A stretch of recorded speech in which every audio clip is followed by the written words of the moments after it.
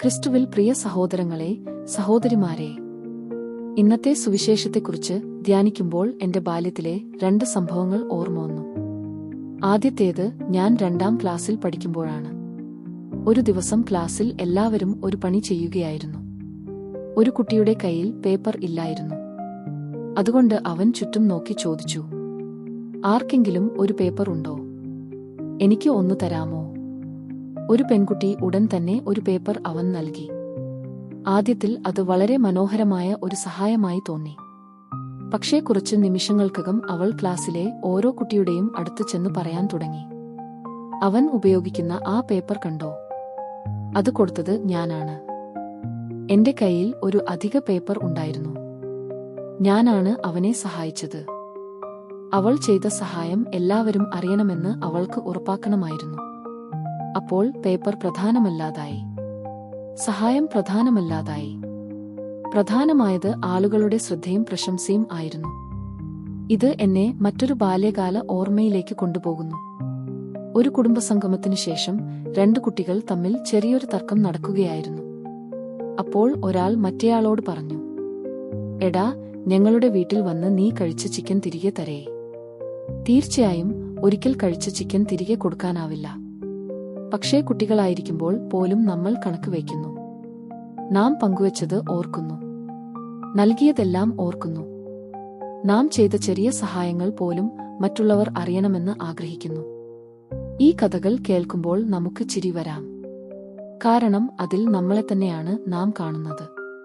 പ്രശ്നം എന്തെന്നാൽ പ്രായം കൂടുമ്പോഴും ഈ മനോഭാവത്തിൽ നിന്ന് നാം പൂർണ്ണമായി മോചിതരാകുന്നില്ല.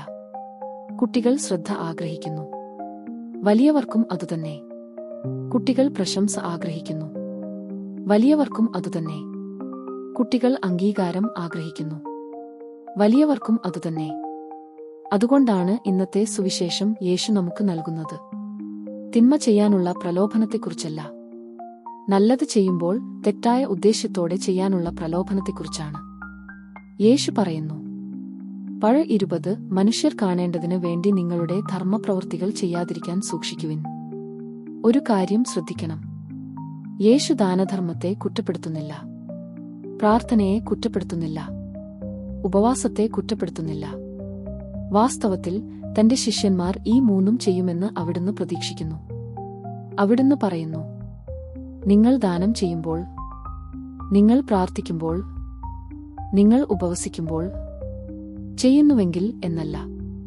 പ്രശ്നം നമ്മൾ എന്ത് ചെയ്യുന്നു എന്നതല്ല, എന്തിനു വേണ്ടി ചെയ്യുന്നു എന്നതാണ്. ഹൃദയത്തിന്റെ മനോഭാവമാണ് പ്രധാനപ്പെട്ടത്.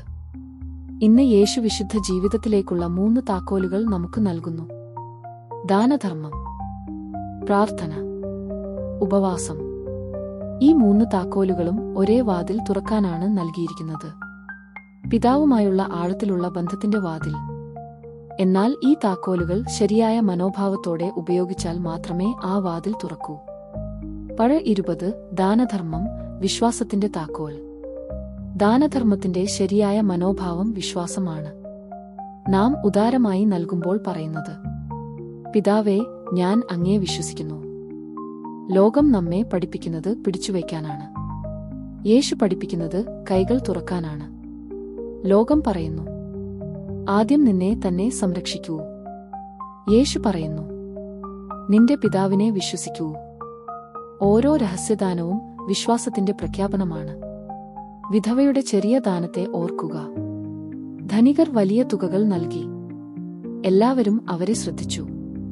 എന്നാൽ യേശു ശ്രദ്ധിച്ചത് ആ വിധവയെയായിരുന്നു. കാരണം ദൈവം അളക്കുന്നത് തുകയല്ല, ഹൃദയമാണ്.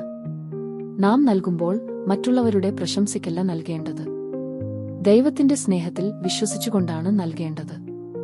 20 പ്രാർത്ഥന, സമർപ്പണത്തിന്റെ താക്കോൽ. പ്രാർത്ഥനയുടെ ശരിയായ മനോഭാവം സമർപ്പണമാണ്. പ്രാർത്ഥന ദൈവത്തെ മാറ്റുന്നതല്ല, പ്രാർത്ഥന നമ്മെ മാറ്റുന്നു. പ്രാർത്ഥന എന്നത്, പിതാവേ, എന്റെ ജ്ഞാനത്തേക്കാൾ അങ്ങയുടെ ജ്ഞാനത്തെ ഞാൻ വിശ്വസിക്കുന്നു. അങ്ങയുടെ ഹിതം നിറവേറട്ടെ എന്ന് പറയുന്നതാണ്. വിശുദ്ധ ആവിലയിലെ തെരേസ പറയുന്നു, നമ്മെ സ്നേഹിക്കുന്നവനോടൊപ്പം ഏകാന്തതയിൽ ആയിരിക്കുക എന്നതാണ് പ്രാർത്ഥന. എത്ര മനോഹരമായ നിർവചനം! പ്രാർത്ഥന ഒരു പ്രകടനമല്ല, പ്രാർത്ഥന ഒരു പ്രസംഗമല്ല. പ്രാർത്ഥന നമ്മെ സ്നേഹിക്കുന്ന ദൈവത്തോടുള്ള സ്നേഹസംഭാഷണമാണ്. യേശു പറയുന്നു, നിന്റെ മുറിയിൽ കയറി വാതിൽ അടച്ച് പ്രാർത്ഥിക്കൂ. എന്തുകൊണ്ട്? കാരണം പ്രാർത്ഥന ആദ്യം ദൈവത്തോടുള്ള ബന്ധമാണ്, മറ്റുള്ളവരുടെ മുന്നിലെ പ്രദർശനമല്ല. ഉപവാസം വിനയത്തിന്റെ താക്കോൽ. ഉപവാസത്തിന്റെ ശരിയായ മനോഭാവം വിനയമാണ്. ദൈവത്തെ നമ്മുടെ വിശപ്പ് ആകർഷിക്കുന്നില്ല. ദൈവം ആഗ്രഹിക്കുന്നത് നമ്മുടെ ഹൃദയമാണ്. ഉപവാസം നമ്മെ പഠിപ്പിക്കുന്നത് നാം നമ്മുടെ ആഗ്രഹങ്ങളുടെ അടിമകളല്ലെന്നും നമുക്ക് ആശ്വാസത്തേക്കാൾ ദൈവത്തെ ആവശ്യമാണെന്നും. ഉപവാസം ആത്മാവിനെ ശുദ്ധീകരിക്കുന്നു, ഹൃദയത്തെ വിനയമുള്ളതാക്കുന്നു, ദൈവത്തിനായി ഇടം ഒരുക്കുന്നു. ഓരോ രഹസ്യത്യാഗവും ഇങ്ങനെ പറയുന്നു, കർത്താവേ, ഇതിനേക്കാൾ എനിക്ക് അങ്ങയെ വേണം. ദാനധർമ്മം വിശ്വാസം പഠിപ്പിക്കുന്നു, പ്രാർത്ഥന സമർപ്പണം പഠിപ്പിക്കുന്നു, ഉപവാസം വിനയം പഠിപ്പിക്കുന്നു. ഈ മൂന്നും നമ്മെ ഒരേ സ്ഥലത്തേക്കാണ് നയിക്കുന്നത്, പിതാവിലേക്കു. പഴ 20 രഹസ്യത്തിൽ കാണുന്ന പിതാവ്. ഇന്നത്തെ സുവിശേഷത്തിലെ ഏറ്റവും പ്രധാനപ്പെട്ട വാചകം 3 പ്രാവശ്യം ആവർത്തിക്കുന്നു, രഹസ്യത്തിൽ കാണുന്ന നിങ്ങളുടെ പിതാവ്. യേശു പറയുന്നില്ല, രഹസ്യത്തിൽ കാണുന്ന നിങ്ങളുടെ ന്യായാധിപൻ, അല്ലെങ്കിൽ രഹസ്യത്തിൽ കാണുന്ന നിങ്ങളുടെ പരിശോധനാധികാരി. അവിടുന്ന് പറയുന്നത് നിങ്ങളുടെ പിതാവ്. കത്തോലിക്കാ സഭയുടെ മതബോധന ഗ്രന്ഥം പറയുന്നു, ദൈവം പിതാവായിരിക്കുന്നതുപോലെ മറ്റാരും പിതാവല്ല. ഭഗന 239. ദൈവം നമ്മുടെ തെറ്റുകൾ കണ്ടെത്താൻ കാത്തിരിക്കുകയല്ല, അവിടുന്ന് നമ്മെ സ്നേഹിക്കുന്നതിനാലാണ് നോക്കുന്നത്. നാം അവിടുത്തെ മക്കളായതിനാലാണ്. അവിടുന്ന് നമ്മുടെ വളർച്ചയും വിശുദ്ധിയും ആഗ്രഹിക്കുന്നു. അവിടുന്ന് കാണുന്നു നമ്മുടെ രഹസ്യപ്രാർത്ഥനകൾ, നമ്മുടെ രഹസ്യത്യാഗങ്ങൾ, നമ്മുടെ കണ്ണുനീർ, നമ്മുടെ നിശബ്ദമായ സ്നേഹപ്രവൃത്തികൾ. സ്നേഹത്തോടെ ചെയ്ത ഒരു പ്രവൃത്തിയും ഒരിക്കലും നഷ്ടമാകുന്നില്ല. പ്രതിഫലം എന്താണ്? യേശു വീണ്ടും വീണ്ടും പറയുന്നു, രഹസ്യത്തിൽ കാണുന്ന നിങ്ങളുടെ പിതാവ് നിങ്ങളെ പ്രതിഫലിപ്പിക്കും. ആ പ്രതിഫലം എന്താണ്?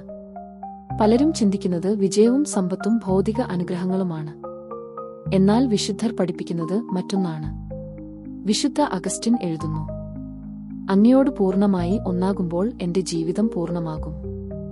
പ്രതിഫലം ദൈവം തരുന്ന ഒരു സമ്മാനം മാത്രമല്ല, പ്രതിഫലം ദൈവം തന്നെയാണ്.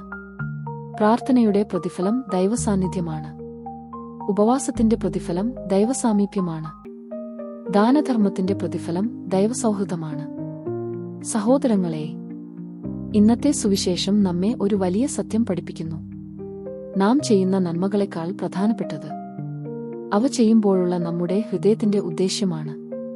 ദാനധർമ്മം ചെയ്യുക, പ്രാർത്ഥിക്കുക, ഉപവസിക്കുക, പക്ഷേ അവ ജനങ്ങളുടെ പ്രശംസയ്ക്കു വേണ്ടിയല്ല, പിതാവിന്റെ സ്നേഹത്തിനു വേണ്ടിയായിരിക്കട്ടെ.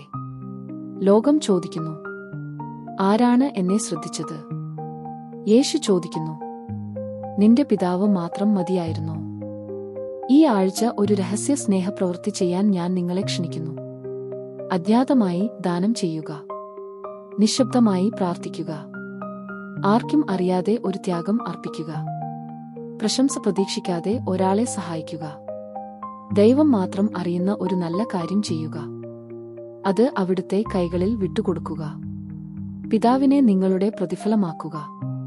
കാരണം കപടഭക്തൻ ജനങ്ങളുടെ പ്രശംസയ്ക്കായി ജീവിക്കുന്നു, എന്നാൽ യഥാർത്ഥ ശിഷ്യൻ പിതാവിന്റെ സ്നേഹത്തിനും പുഞ്ചിരിക്കുമായി ജീവിക്കുന്നു. രഹസ്യത്തിൽ കാണുന്ന പിതാവ് സ്നേഹത്തോടെ ചെയ്ത ഒരു പ്രവൃത്തിയും ഒരിക്കലും മറക്കുകയില്ല. ആമേൻ.